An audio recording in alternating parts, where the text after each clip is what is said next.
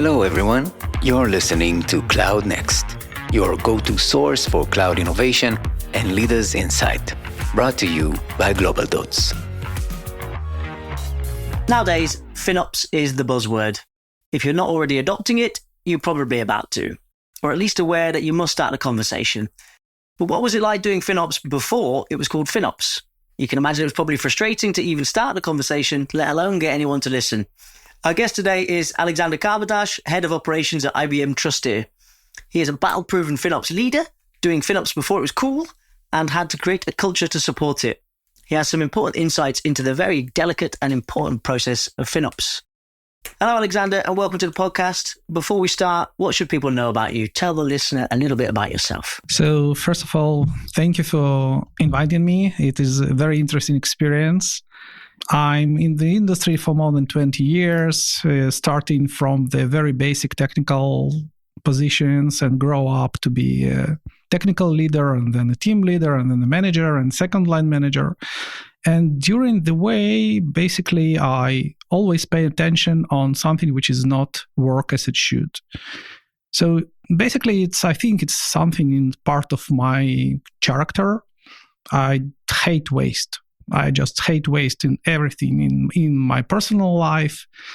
And I hate waste time of my colleagues, my employees, and I hate to waste money, actually. So once I see something is going wrong or can be optimized, I'm willing to do so. Well, imagine that part of your personality lends very well to the world of FinOps. So I think perhaps it was in your DNA to end up in some sort of career like this.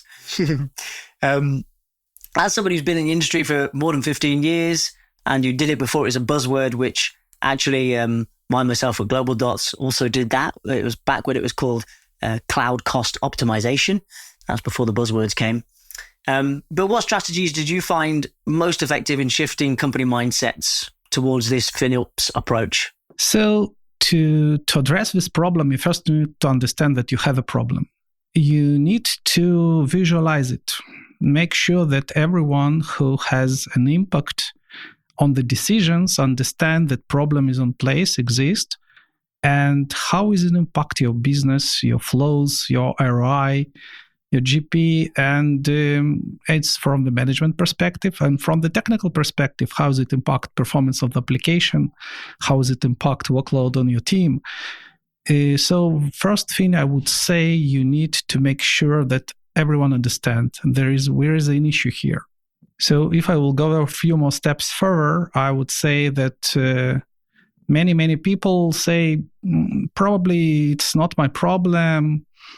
It's not me to do that. Why we should do that? It's not my money. Money is not an issue. It depends on which level you are talking to. But it is always an issue because this is a business. Business need to make a revenue. And from one side, you need to invest in order to bring new customers and make a new product. And this is totally fine. From other side, you need to reflect and understand if this new feature provide the ROI that you expect it to, if this product bring you a revenue or not. And if your development team wanted to run a load test, does it every time require to bring the entire setup and pay thousands of dollars every time? Or maybe you can find more elegant solution for that. So based on this understanding, you need to get into this and look and make others see this problem, not only to yourself. Makes perfect sense. And obviously businesses always had a line between what their costs were and what their profits were. I feel like with the adoption of the cloud and each service is being more trackable, that there's this new world opened up where IT operations guys never used to have to know what their infrastructure was costing, or it was some sort of invisible part of the system which then became visible. So once you start that conversation, where do you actually start the process? Where does it begin with those guys? Yeah, so first, yes, if we will look back and see what's happened before the cloud, you had a budget, you had a purchase, you order a server, you put them in the rack, and that's it, and you move forward. So the cost optimization that you did, you probably buy better servers or better storage, or maybe decommit the legacy one. So those days when you run on cloud and you have control and almost in real time on everything, on any cloud asset, you may take various of decisions. You may use the flexibility of the cloud, and you can use their different kind of techniques, which we can touch later, to reduce the cost of the cloud. But there is other side of it. The cloud can bring additional costs that you didn't expect it to. So if you don't understand them and didn't track them, they can grow very fast. And not all of them controlled by you at all. So part of them are driven by users, part of them driven by internal users, and part of them you can do by yourself without, but making simple mistake in the implementation. I remember old days, once we would just step into the cloud. Once one of my team members ran very simple and naive script, which basically pull a permanent IP address, elastic IP, how it's called in AWS, from one HA proxy node to another, just to ensure that we have high availability of this component.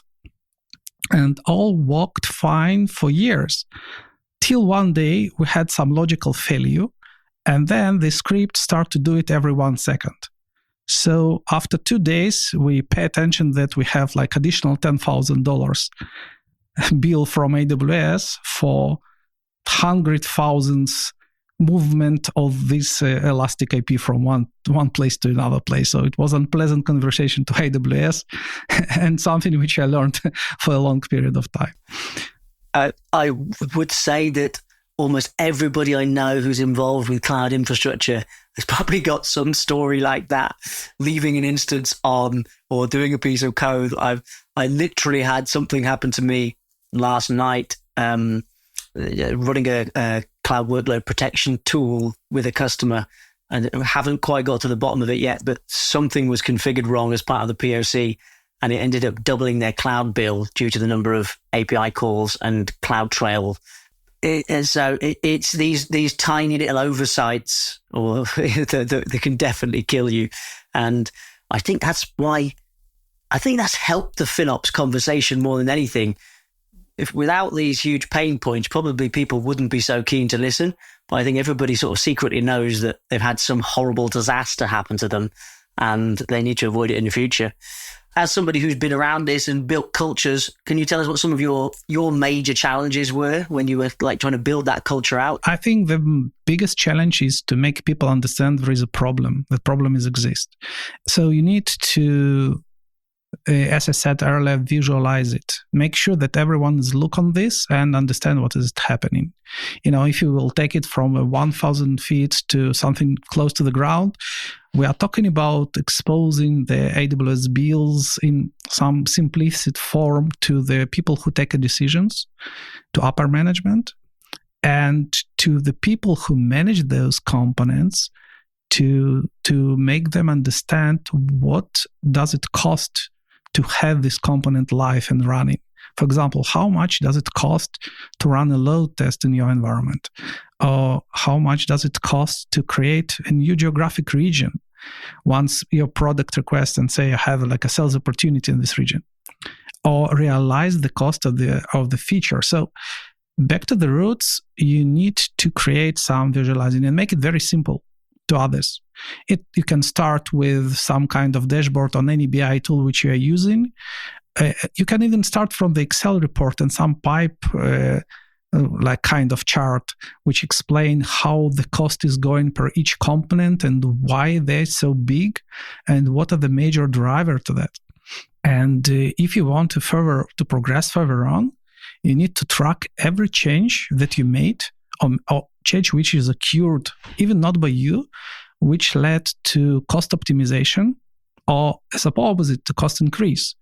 So once you have this timeline and you put it in front of people who took decisions in the company, they will be very surprised because I think even today, while cloud is like a common thing, many people doesn't realize that the FinOps is not only about cost decreasing, it's also about control of cost increasing, about to understand what changes that you made may increase the cost and how is it increasing. So you need to think about this ahead and present it. The ability to have, I like to think of it as wall of shame and wall of fame. Being able to compare business units against each other creates like a competitive environment where people don't want to be the least cost efficient business unit, or somehow being able to show the chargeback or the cost of the business, which I don't really feel like it was totally possible when the cloud started, not without enormous amounts of effort to build your custom scripts and your own reporting and dashboards and whatever. And since then, the tooling has caught up, and we have nice tools like Cloud Zero or Cloud Health or all these various visualization platforms.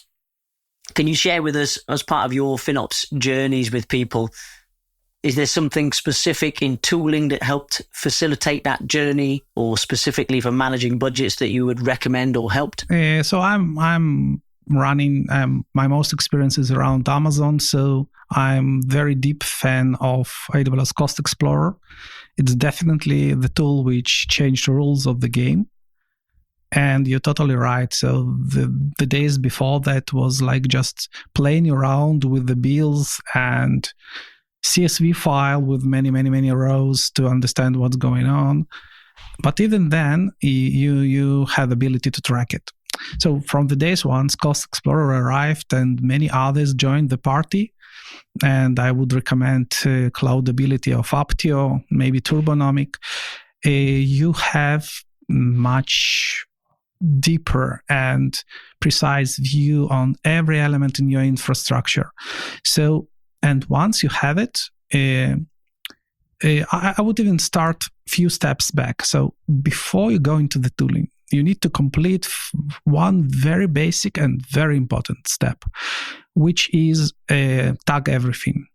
So once you run on cloud, every component that you have should have metadata on it.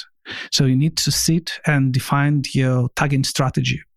And once you have it, and it represents what is this component, to which product does it belong, to which project does it belong, to which flow does it belong, and which type of this server database is it, which customer run on it, and can be others.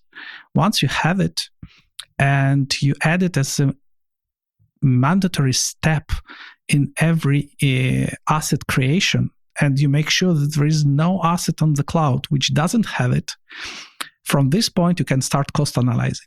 Not before that, because before that you will not understand where is it coming from. We will guessing all the time.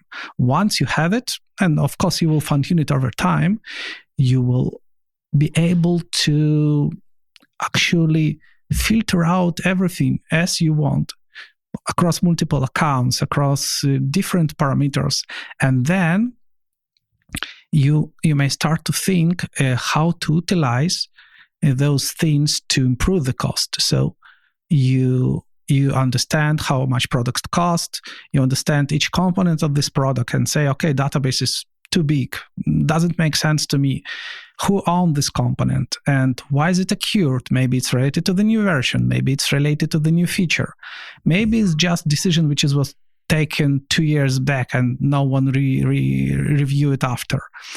So introducing those tools and introducing how to use them based on the tags will provide a very great visibility to the organization. So once you have it, you can create a team across of it. So start from very few people who join you, and in terms of they understand what they are doing and they share with you your vision and your passion to optimize. It should be cost optimization, but it can be also performance optimization. It goes side by side. So, and with this small team, you can create few initial dashboards, find few low-hanging fruits. And with this low-hanging fruits, you will have your first wins. And first wins usually is significant wins, because if no one took care about this for a long period of time, you will find something to optimize, of course. And by introducing those things and by introducing those tools, we can bring additional team members from different parts of the organizations. So you spread the culture, you already have visualization of that. So you will have some kind of tracking. And I wouldn't say it's, bad guys, good guys, green errors, red errors. I would say it's a process. Track it. Understand there is it's totally normal to have cost rise up. Okay, you released a new feature. What do you expect? You expand to new geographic region. What do you expect? This is totally fine. But if you reflect after that and say, okay, half year passed after that, do we have enough customers which justify this cost? Does this feature bring us value? Or did we build the component in the correct way? Or maybe there is something new which you can use to optimize this component.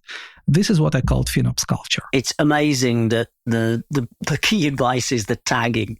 I know I wrote a report for a very large enterprise company, which was about 4 years ago.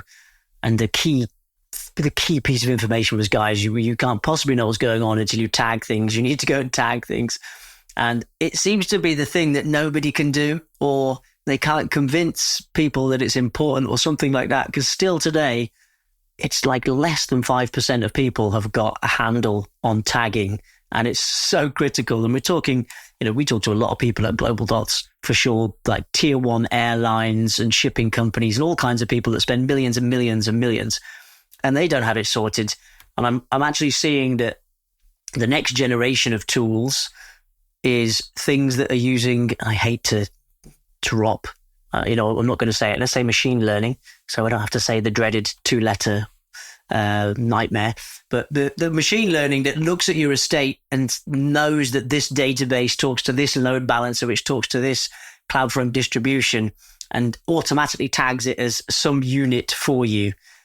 And then you've got auto tagging, and then you can sort of get free insights into your infrastructure without having to do some of the hard work. So I see that the next evolution of FinOps tools, and they're probably like V3 tools, if you consider where we started off in the original Cloud Explorer tools inside the vendor. Then you had the likes of Cloudability, like you talked about, or Cloud Zero and some of these guys. And the kind of third generation is this sort of machine learning, go and fix things automatically for you and do magic. So with that in mind, and probably people are aware of the Kudos dashboards in AWS. And if you're not, you should have a look at that. It's Kudos with a K, which are a very nice free explorer into your data, as well as the Cost Explorer you get natively from AWS. But outside of that, do you have any particularly favorite tools that you use, free or paid, or any other sort of magic tricks that you do that help you on your FinOps journey? Okay, so I already mentioned two of them. It's AWS Cost Explorer and Cloudability, which is basically AWS Cost Explorer is just, they progress a lot. They add so much things into it. So if you have a metadata and have a tags for everything, and by the way, you not only using tags to cost analyzing, you should use tags to create your entire environment. It's integrated part of CloudFormation, Terraform, or any other infrastructure as a code tooling that you should use in order to manage cloud.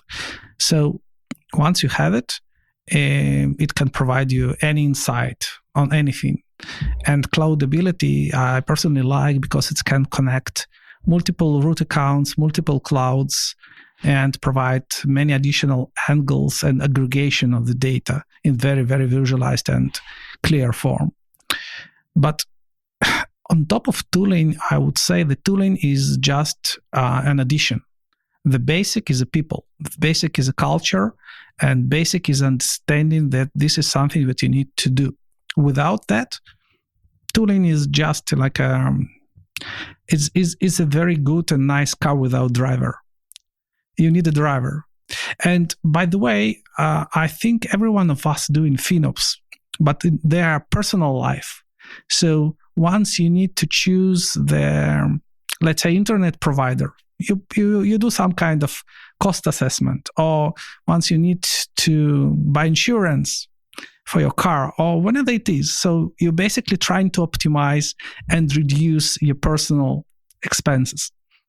The difference is that you need to, to mark and count your company expenses as your own one. So once you have this mental connection, and you can guide your people and explain to them and show them as an example. This is what they need to do, and basically you can revert it as a game. Who will do it better? Who will use this tool in order to find the best approach?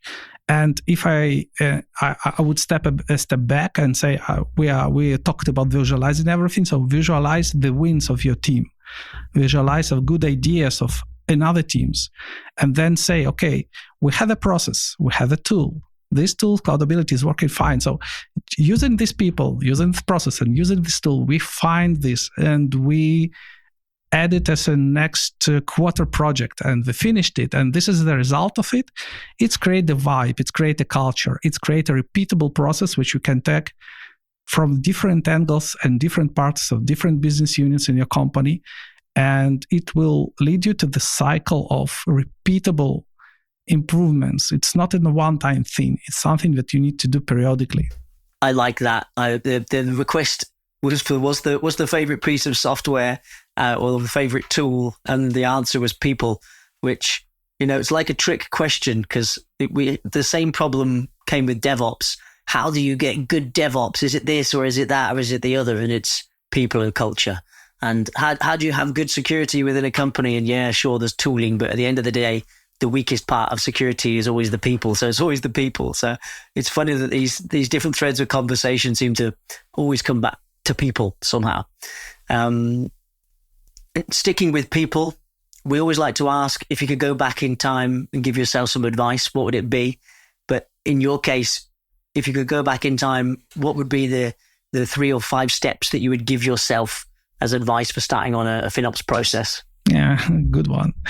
So knowing what I'm knowing today, it probably will be much more easier to implement it. It's everything that I mentioned today took me months or even years to realize and do many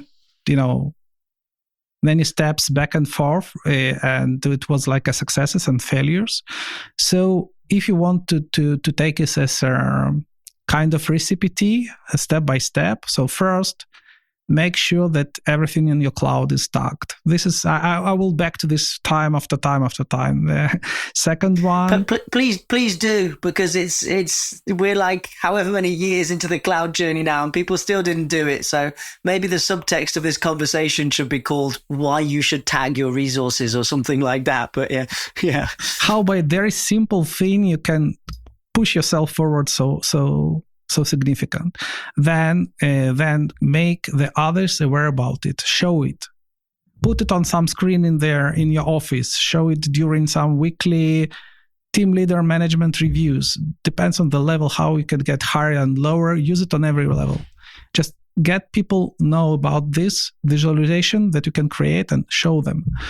Then try to define some business KPI based on cost.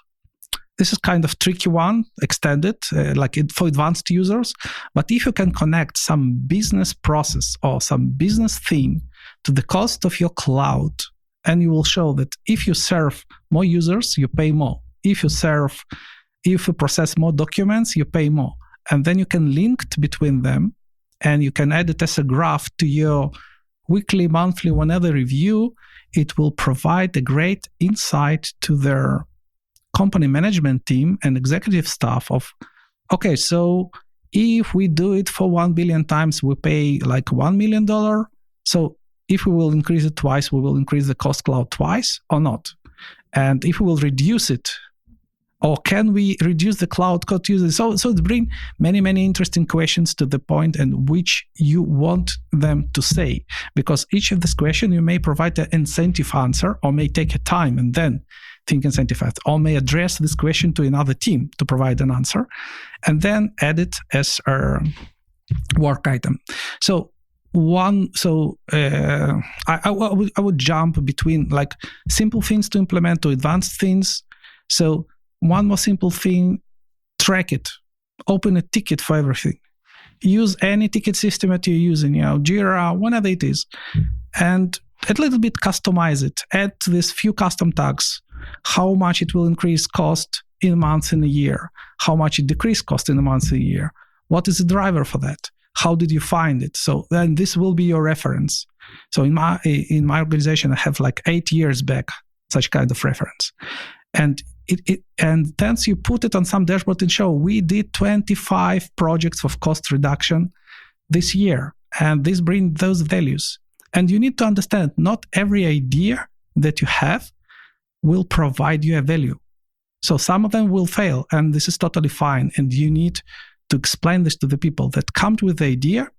And even if this idea will not be resulted to something important, this is totally fine. So, okay, that's it. Same as goes to the cost increase. Add it as a ticket. Show to the organization where it come from. Connect the cost of the cloud to the business decisions that they made, to the product decision that they made. This is very helpful. Once you will have it, and now tip to the advanced users, you may add those items to the company roadmap for the next year as optimization steps, as improvement steps. And looking into one more thing, you need to explain to the organization that for the first year, we'll have low-hanging fruits. For the rest of the time, it is repeatable, ongoing work. It's like you have a garden and you need to take care of it time after time to make it shiny, to make trees healthy, to make flowers be nice. If you're not taking care about your garden, you will see how it will look like after a year. That's probably the most philosophical thing anyone ever said on the podcast. I don't know if you're familiar with the philosopher Nietzsche, who said, "Tend to your garden." But anyway, and interesting you mentioned the KPIs, because I find a lot of technical people may be scared of KPIs or see them as a piece of rope which is going to be used to hang them or, to punish them. And actually, the KPIs are super important because they're part of your budgeting as well. Because if suddenly your costs have doubled and you're part of the IT department that's having to explain why their costs have doubled, but you've got business KPIs and you can say, well, yeah, it's because user traffic doubled and everything else doubled. So of course the cost doubled. So actually they're your friend. KPIs are your friend, whichever way you look at them.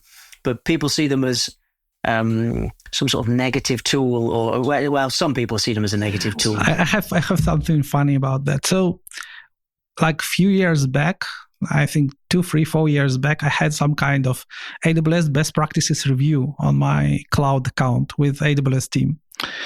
And once they did it, they start to explain to me, it's one of the topics that they cover, that you need to create a business KPI. So once they finished, I just share my screen and show them that I has such KPI for last 4 years.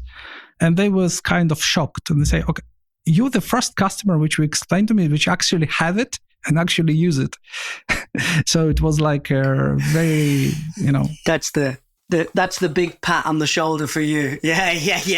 I did it. I was there first. Exactly that.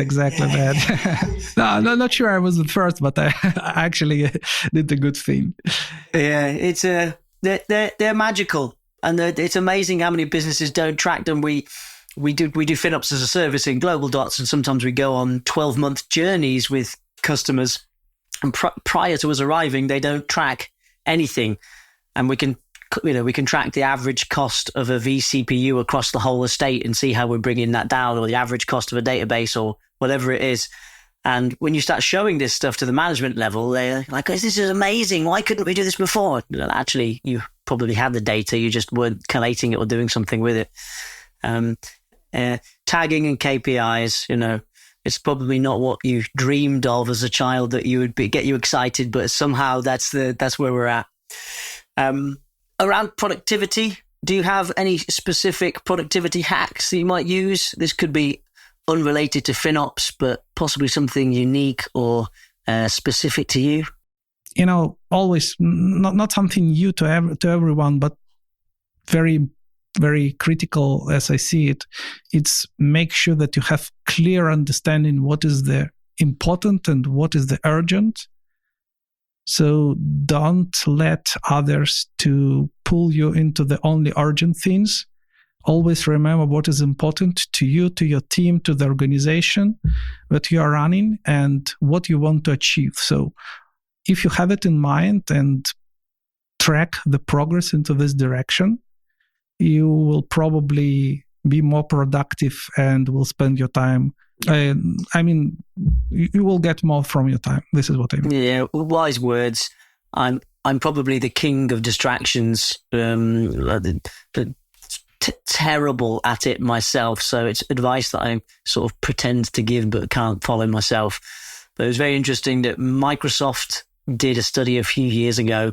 It was how productive people can be with one task and then 2 tasks and 3 tasks and whatever.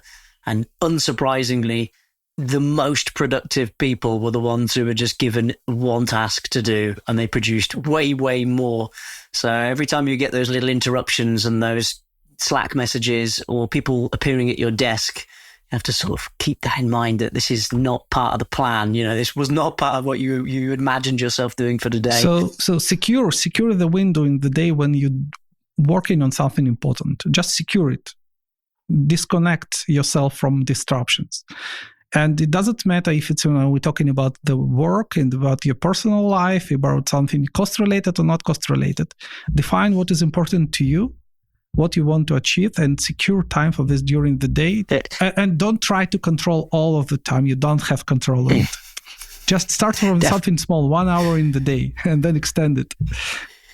It's funny. It's very not related to tech, but I listened to something a few years ago, and it was about being bored and how, as a advanced civilization or whatever you want to call it, we're not bored anymore. You can't possibly be bored because you've got your phone in your hand and you've got all of the communications and all of the feeds from Twitter or whatever you follow, Facebook, something, which means that you're just not bored anymore. And actually, a lot of inspiration for people used to come when they had idle time. So how do you solve this problem? And actually, the piece of advice from a sort of time expert was put a piece of time in the calendar to be bored. So actually book in bored time in order that you can be creative. So yeah, it definitely resonates with me that you need to just book time in to do things, even if they seem as stupid as being bored. It can be quite important. I hope we will get to this point once the Earth will not be the only place where humans exist. So the space is waiting for us. Other stars is waiting for us. We just need to be bold enough to get into them. We definitely do. I never thought the podcast would end up talking about colonization of other planets, but great. Why not? So we're coming to the close. Really, really great chatting to you. But, so you want some FinOps story in the end? I'm good, please. Let's start from something very, very, very basic, which happens like many years ago. So data lake is something very common today. Everyone wants to collect the data. But the people didn't realize that it's cost money. So once you collect a lot of data, it's cost a lot of money. Once you process a lot of data, it's also cost a lot of money. So many people doesn't structured Cloud Lake as they should and doesn't apply very basic retention policies of that. I'm not talking about that, making sure that they're working as they should. So by simple understand how you use this data, and it's not, it's a logical task, it's a business task, and understand the importance of the data and then define it in the correct format and putting it in the correct retention policies, you can cut your bill by many percent, tens or sometimes even more than that. So this is one of the things that important to every organization which collect a lot of data to do. And one funny story is about that is not always the best practices that you have from the cloud vendor. It's also cost-effective practices. So looking back, I didn't remember exactly how much years, we used to use KMS keys for encrypt everything, which is very best security practice. But as you mentioned in the beginning of the podcast, CloudTrail cost can be significantly higher and can become a huge part of the bill. So if you decided to encrypt all your data and you need to decrypt it in order to access it, and all their API events of encryption and decryption going to the CloudTrail, one day you will be surprised how big is it. So those days AWS has already fixed it, and you can exclude this from going to the CloudTrail. But I was the one who initiated their feature request on AWS to have it excluded. Oh, wow. So you're the guy who's forcing AWS to change. I was not the only one. That's all right. When I tell the story in the future, I'm going to say it was you, Alexander, so don't worry. This is also a real story, but it's also like a tip for anything else, because I think it's very important to understand that. That's great. You said there was two. Was there another one? So let's say you have web application which serve your customer API requests. It can be anything. And you want to keep the very tight SLA and uptime, and your team is working very hard on that, and the request is taking tens of milliseconds, and you're trying to reduce it over time.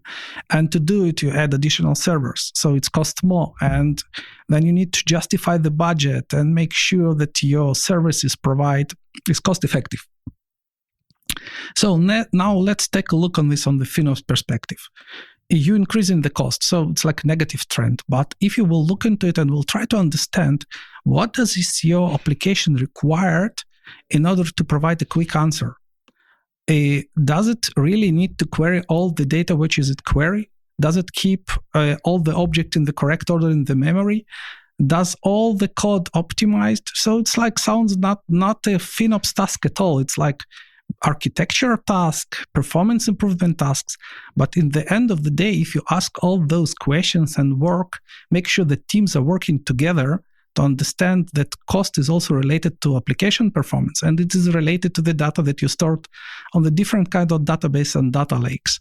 And it's also related to the version of whatever Java you run or any kind of language that you run, and related to the payload that you send out from AWS, and you make it as a mutual effort of all of these teams, and optimize here, optimize there. In the end of the day, it's became a FinOps win because the cost goes down, but it's also became a product win because SLA is high, and it's became a customer win because customer get a good service. So I think this is what need to make you be proud of what you're doing, and the things that should you like be a North Star of yours that you are looking to.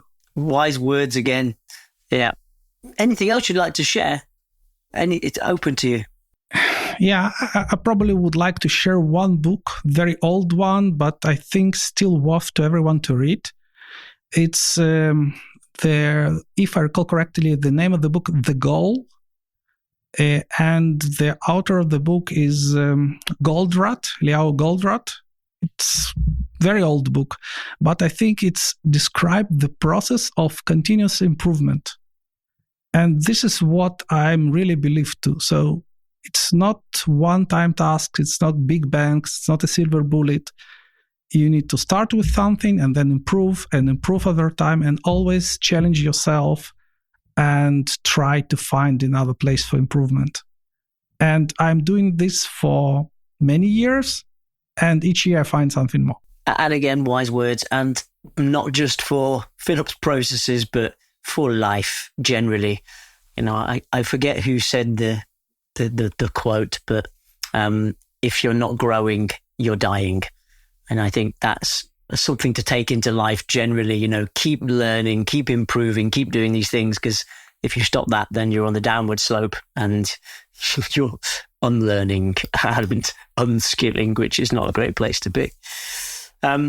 Alexander, you've been a totally wonderful guest, totally brilliant, and went some directions we didn't expect. Thank you so much for coming on the show. Thank you for inviting. It was a really pleasure to me as well. And if this episode will bring someone to do something productive at their work and save some money to his organization and get some credit on that, or even I would take it even to most popular way, it will make our planet more green, because it will use less computer resources and make a planet, and push it one inch from the global warming. I watched the start of AWS reInvent, I think it was last year, and Werner Vogel walked out onto stage and there was a huge banner on the back and it said, FinOps is sustainability. Yeah. And so, FinOps met the green agenda eventually. So it's true as well. There's no reason to be wasting all these resources. It's wasteful, basically. And for that reason alone, we should do it, let alone the fact it saves money and it's good for everybody. But hey, the journey continues. This episode was produced and edited by Daniel Ohana and Tomer Movizon. Sound editing and mixed by Bren Russell. I'm Ganesh the Awesome, a senior solutions architect. And if you're ready to deep dive and start transforming the way you approach security, then the team and myself at Global Dots are at your disposal. It's what we do, and if I don't say so myself, we do it pretty well. So have a word with the experts, don't be shy, and remember that conversations are always for free. Find us at globaldots.com.